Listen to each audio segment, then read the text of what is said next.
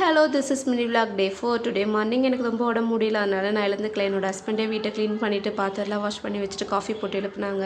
சாய் மாடிக்கு போயிட்டான் சிலம்பம் ப்ராக்டிஸ் பண்ணுறதுக்கு. ஸோ லன்ச் இன்றைக்கி சிம்பிளாக ரெடி பண்ணலான்ட்டு தயிர் சாதம் தான் ரெடி பண்ணியிருக்கேன்.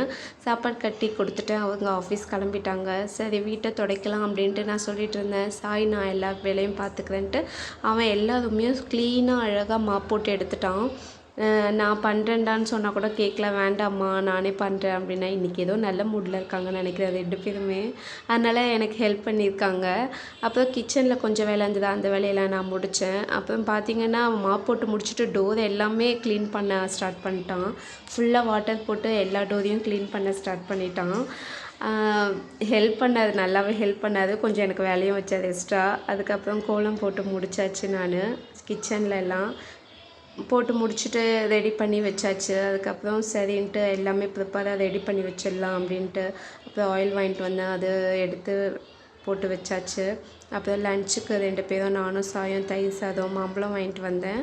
மாம்பழம் வச்சுட்டு தயிர் சாதம் சாப்பிட்டுட்டோம். இன்றைக்கி நைட்டுக்கு ஒரு ஃபங்க்ஷன் இருக்குது. அந்த ஃபங்க்ஷனுக்கு நானும் சாயும் மட்டும்தான் போகிறோம். அவங்க அப்பா வரல.